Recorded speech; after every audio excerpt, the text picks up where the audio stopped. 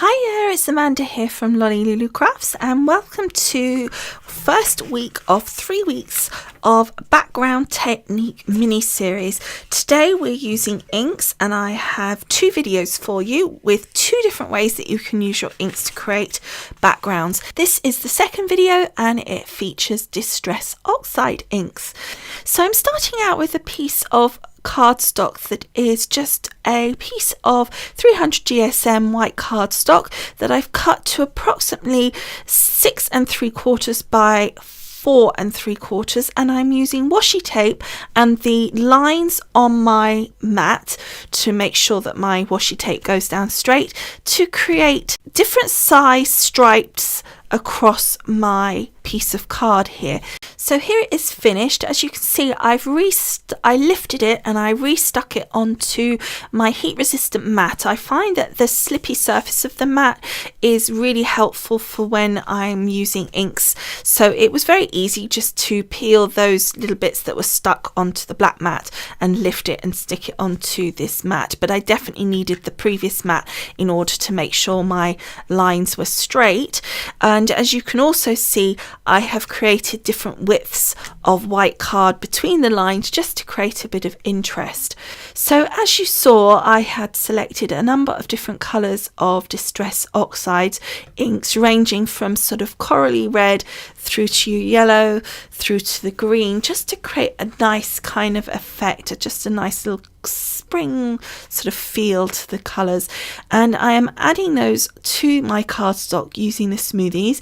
You use the smoothies in a circular motion, starting off your cardstock and then working onto it and blending out the lines between each colour. It's surprising how a different colour it can be, but by the time we finish, that will be a beautiful blend.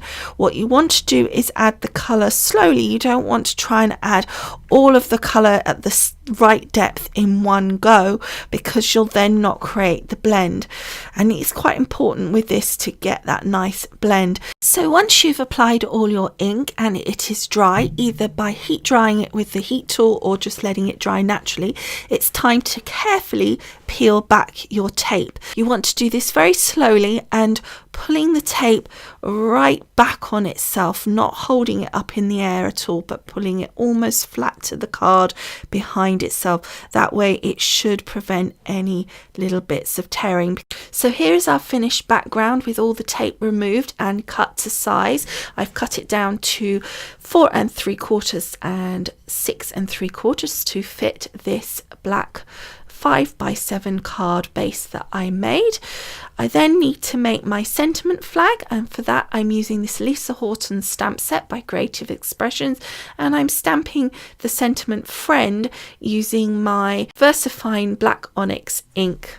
Next, I'm going to take that sentiment and I'm going to cut it using my Sue Wilson stitched flags to make a gorgeous sentiment flag. So now all our elements are complete.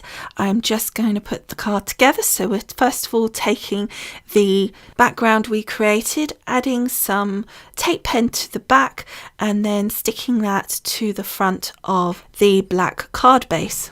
Next, I want to add my sentiment flag to the front, so I want to use my glue gel for that, just to give it a bit of height. I'm not actually shaping it at all, but with the glue gel you could actually give it a bit of a wave, literally like a flag, but I decided on this case not to do it. I just wanted to leave it flat.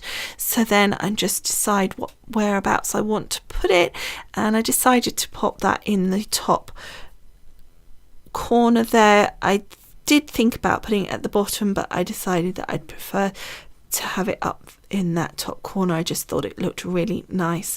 So it's just a really simple card, really easy to make, and the sort of star of the show is that background. So that is it, our second video in week 1 of our background techniques mini series. To make sure you see both videos this week, do click on the link below this video if you're on YouTube to go to the blog post where you'll find both videos on that one blog post.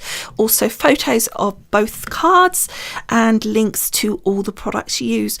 Also, while you're there, if you want to make sure that you don't miss the next 2 weeks of the mini series, or in fact any videos in the future, then you can also subscribe to the website where you will get an email every time I post a video. So thank you so much for watching. I hope you've enjoyed, and I look forward to seeing you next time. Bye for now. Bye.